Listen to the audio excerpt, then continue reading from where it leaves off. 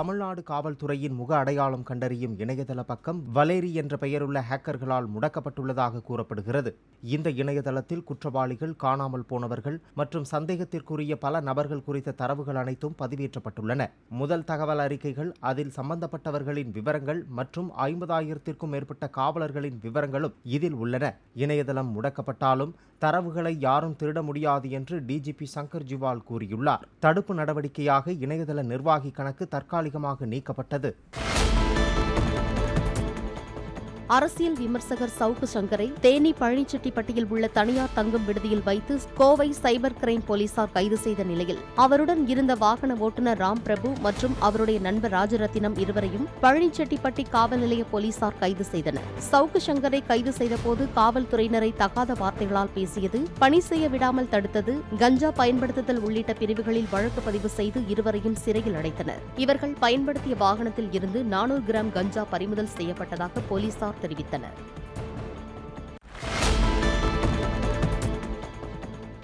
Kovai cyber crime போலீசாரால் கைது செய்யப்பட்ட அரசியல் விமர்சகர் சவுக்கு சங்கரை 17ஆம் தேதி வரை காவலில் வைக்க கோவை JM 1வது நீதிமன்றம் உத்தரவிட்டது. இதனையடுத்து அவரை போலீசார் பாதுகாப்புடன் அழைத்துச் சென்று கோவை மத்திய சிறையில் அடைத்தனர். சவுக்கு சங்கரை நீதிமன்றத்திற்கு அழைத்துச் சென்ற போது அங்கு திரண்டிருந்த திமுக மகளிர் அணியினர், பெண் வழக்கறிஞர்கள் சவுக்கு சங்கருக்கு எதிராக முழக்கங்களை எழுப்பினர்.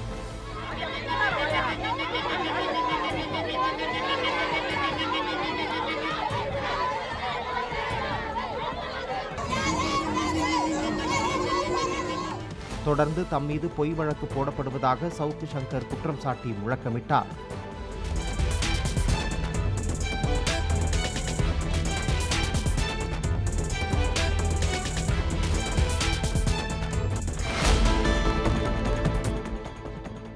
ஜாஃபர் சாதிக்குக்கும் தமக்கும் தொடர்பு உண்டு, ஆனால் அவரது குற்றத்துடன் தொடர்பில்லை என்று திரைப்பட இயக்குனர் அமீர் கூறினார். சென்னையில் நடந்த உயிர் தமிழுக்கு என்ற திரைப்பட விழா ஒன்றில் பேசிய அமீர் இதனை தெரிவித்தார். மிகப்பெரிய திரைப்படத்தின் தயாரிப்பாளர் என்னோடு உறவாக இருந்தவர். நான் தம்பி என்று பொதுவெளியில் அன்போடு அழைத்தவர் ஒரு பெரிய குற்றச்சாட்டுல அவர் பின்னணியில் வச்சிருக்கேன். இதில் எதையாவது நான் மறுக்க முடியுமா? அவர் யாருன்னே எனக்கு தெரியாதுங்க, அவரை நான் பார்த்ததே இல்லைங்க அப்படின்னு சொல்ல முடியுமா? சொல்ல முடியாது. அவர் எனக்கு தெரியும். எவ்வளோ வருஷமா தெரியும்? 10 ஆண்டுகளாக தெரியும். அவருக்கும் எனக்கும் தொடர்பு இருக்கா? ஆமாம், அவருக்கு எனக்கும் தொடர்பு இருக்கு. நீங்கள் சொல்கின்ற அவர் மீது காட்டுகிற குற்றத்தோடு தொடர்பு இருக்கான்னு கேட்டால், இல்லடா வெண்ணைகளான்னு தைரியமாக சொல்லுவேன். அந்த தைரியமும் திமிரும் எப்பயுமே என்கிட்ட இருந்துகிட்டே இருக்கும். அப்படி குற்றச்சாட்டை அந்த சந்தேக நிழல் என் மீது விழுந்தது தப்பு கிடையாது. ஆனால் தீர்ப்பு எழுதுறீங்க பாருங்க, அது ரொம்ப ஆபத்தானது. அந்த தீர்ப்பை எழுதுவதற்கு உங்களுக்கு யார் அந்த அதிகாரம் கொடுத்தது?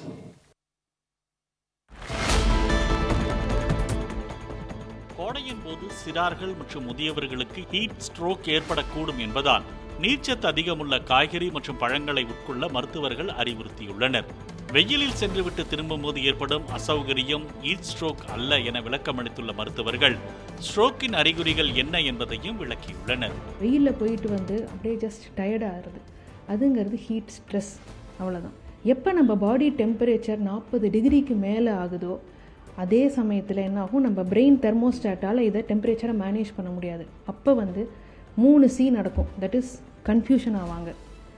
அப்புறம் கன்வல்ஷன்ஸ், தட் இஸ் ஃபிட்ஸ் மாதிரி வரலாம். இதுலேருந்து கோமா வரைக்கும் போகலாம். இதுதான் ஹீட் ஸ்ட்ரோக்குன்றது நம்ம சொல்லுவோம். இந்த வெயில் சமயத்தில் நிறைய வாட்டர், யூஸ்வலாக நம்ம 3 லிட்டர்ஸ் வாட்டர் எடுக்கிறோம். அதை விட ஜாஸ்தியாகவே வாட்டர் எடுத்துக்கலாம். Hydrate yourself well. The king of fruits மாம்பழமில் இல்லாத ஹைட்ரேஷனாக மாம்பழம், வாட்டர்மெலன், குக்கும்பர், அப்புறம் நம்ம மஸ்க் மெலன், இதெல்லாம் இருக்குது. இதெல்லாம் நம்ம வாட்டர் கண்டென்ட் நிறையா இருக்கிறதுனால நம்ம டைஜஷனும் ஹெல்ப் பண்ணும். அண்ட் வாட்டர் கண்டென்ட் ஜாஸ்தியாக இருக்குது, இந்த ஹீட் அப்சார்ப்ஷன் அண்ட் டிசிபேஷனில் ஹெல்ப் பண்ணும். புதுச்சேரியில் கோடிக்கணக்கான ரூபாய் நோட்டுகளை ஏற்றிச் சென்ற கண்டெய்னர் லாரிக்கு பாதுகாப்பிற்காக சென்ற போலீஸ் வாகனம் விபத்தில் சிக்கியதில் காவல் ஆய்வாளர் ஒருவர் காயமடைந்தார். காரைக்காலில் இருந்து பணத்தை ஏற்றிக்கொண்டு சென்னை சென்ற அந்த லாரியை கிருமாம்பாக்கம் அருகே தனியார் பேருந்து ஒன்று முந்திச் செல்ல முயன்றுள்ளது. குறுகலான சாலை என்பதால் பேருந்து மீது உரசுவதை தவிர்க்க லாரியின் வேகத்தை ஓட்டுநர் குறைத்துள்ளார். அப்போது பின்னால் போலீசார் வந்த வேன் லாரியின் பின்பக்கம் மோதியது. வேனின் பின்னால் கார் ஒன்று மோதியதில் பெண் ஒருவரும் காயமடைந்தார். வேலூரில் 100 டிகிரி ஃபாரன்ஹீட்டை தாண்டி கொளுத்தி வந்த வெயிலை தணிக்கும் வகையில் மாலையில் சூறைக்காற்றுடன் மழை பெய்தது. சத்துவாச்சாரி பகுதியில் மரங்கள் வேருடன் சாய்ந்து சில வீடுகள் சேதமடைந்தன. மின்கம்பங்கள் முறிந்து விழுந்ததில் மின்சாரம் துண்டிக்கப்பட்டது. கொடைக்கானல் மலைப்பகுதிகளில் சூறைக்காற்றுடன் பெய்த மழையில் மரங்கள் முறிந்து விழுந்தன. மலைச்சாலையில் பாறைகள் உருண்டு விழுந்து போக்குவரத்தும் பாதிக்கப்பட்டது. மறுபுறம் கொட்டும் மழையில் சுற்றுலா பயணிகள் சிலர் படகு சவாரி சென்றனர்.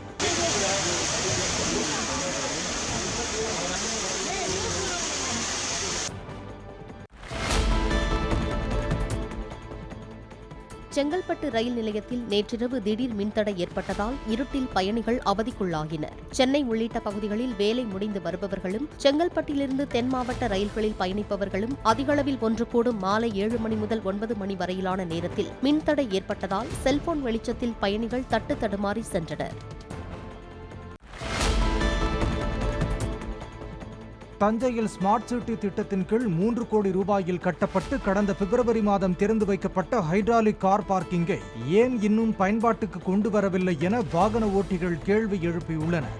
2 அடுக்குகளில் தலா 20 கார்களையும் ஒரு அடுக்கில் 16 கார்களையும் நிறுத்தும் வசதி கொண்ட இந்த கார் பார்க்கிங் பயன்பாட்டுக்கு வராததால் கடைகள், வணிக வளாகங்கள் முன்பு கார்களை நிறுத்தும் நிலை தொடர்வதாகவும் அவர்கள் கூறினர். ஹைட்ராலிக் கார் பார்க்கு 1 வருஷமாக வேலையாகி இன்னும் பயன்பாட்டுக்கு வராமல் இருக்குது. சாப்பிட வரதுமோ பர்ச்சேஸ் வரவங்களும் இந்த சைடு ஓரமாக தான் காரை நிப்பாட்டுறோம். இதனால போலீஸ்காரவங்க நிறைய ஃபைன் போடுறாங்க. எங்களுக்கு ரொம்ப சிரமமாக இருக்குது.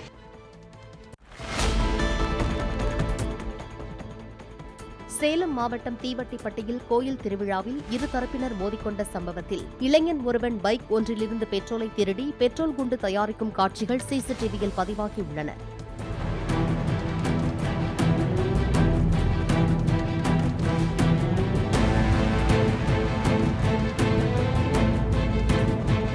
கலவரத்தின் போது கடைகளுக்கு தீ வைத்தது யார் என்று விசாரித்து வரும் போலீசார் சிசிடிவியில் பதிவாகியுள்ள இளைஞனை தேடி வருகின்றனர்.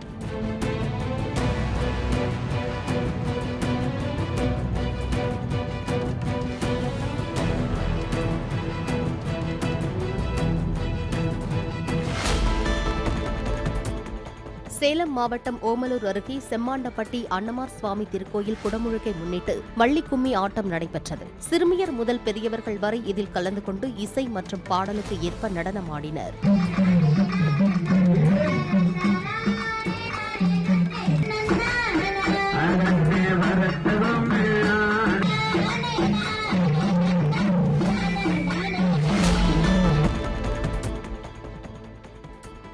இலங்கை தலைமன்னாரிலிருந்து தனுஷ்கோடி வரை பாக் ஜலசந்தி கடலை 10 மணி 10 நிமிடங்களில் 12 நீச்சல் வீரர் வீராங்கனைகள் தொடர் ஓட்ட முயற்சியில் நீந்தி கடந்தனர். நீச்சல் பயிற்சியாளர் தலைமையில் மீனவர்கள் உள்ளிட்ட 20 பேர் கொண்ட குழுவினர் இலங்கை தலைமன்னார் சென்றனர். தலைமன்னாரிலிருந்து சனிக்கிழமை காலை கடலில் குதித்து தொடர் ஓட்ட முறையில் நீந்த தொடங்கி 12 பேரும் மாலையில் தனுஷ்கோடி அரிச்சல் முனை வந்தடைந்தனர்.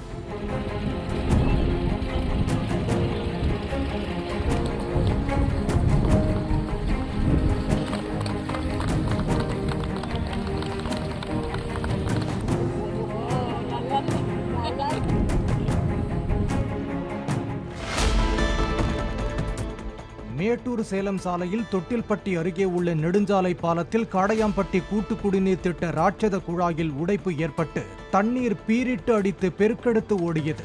இதில் அவ்வழியாக வந்த வாகன ஓட்டிகள் தங்களது கார் டெம்போவை வாட்டர் வாஷ் செய்தும் வெயிலுக்கு இதமாக சற்று நேரம் நின்று நனைந்து விட்டும் சென்றனர்.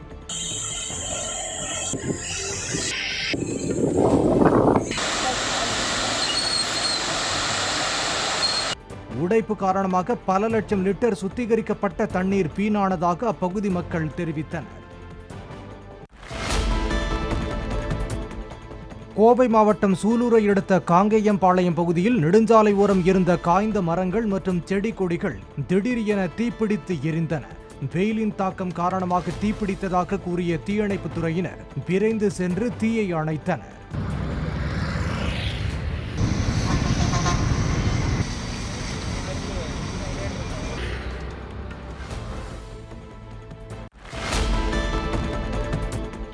சத்தியமங்கலம் அருகே தேசிப்பாளையம், சொலவனூர் உள்ளிட்ட கிராமங்களில் சூறாவளி காற்றுக்கு தாக்குப்பிடிக்க முடியாமல் அறுவடைக்கு தயாராக இருந்த சுமார் 2000க்கும் மேற்பட்ட வாழை மரங்கள் வாழை தாருடன் முறிந்து கீழே விழுந்ததாக விவசாயிகள் தெரிவித்தனர். சேதமடைந்த வாழை மரங்களை வேளாண் அதிகாரிகள் நேரில் பார்வையிட்டு உரிய இழப்பீடு வழங்கவும் அவர்கள் கோரிக்கை விடுத்தனர்.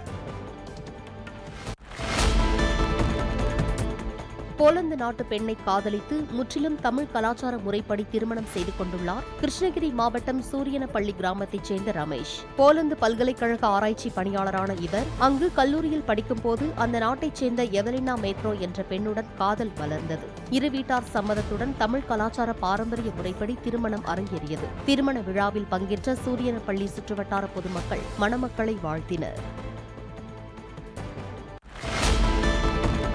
புகார் அளித்த போதே நடவடிக்கை எடுக்காமல் காவல்துறை மெத்தன போக்குடன் நடந்து கொண்டதன் காரணமாகவே நெல்லை கிழக்கு மாவட்ட காங்கிரஸ் தலைவரை உயிருடன் காப்பாற்ற முடியவில்லை என்று முன்னாள் அமைச்சர் ஜெயக்குமார் குற்றம் சாட்டினார். சென்னை ஷெனாய் நகரில் தண்ணீர் பந்தலை திறந்து வைத்த பின் பேட்டியளித்த அவர் இதனை தெரிவித்தார். தன்னுடைய உயிருக்கும் உடைமைக்கும் ஒரு பாதுகாப்பு இல்லை என்று சொல்லி காவல்துறையோட பெட்டிஷன் கொடுத்தா அதை உதாசீனப்படுத்தும் போது கண்டிப்பா அது இது மாதிரி தான் வரும். அப்போ இதை உதாசீனப்படுத்தி அப்பவே காவல்துறை அலர்ட் ஆயிருந்ததுன்னா கண்டிப்பா அவர் சடலமாக மீட்க வேண்டிய அவசியம் இருக்காது. அவர் அன்னைக்கே கொடுத்த கம்ப்ளைண்ட் மேல சிவியர் ஆக்ஷன் எடுத்திருந்தா கண்டிப்பா அவருடைய உயிர் காப்பாற்றப்பட்டிருக்கும். அப்ப யாரு பொறுப்பு இதுக்கு?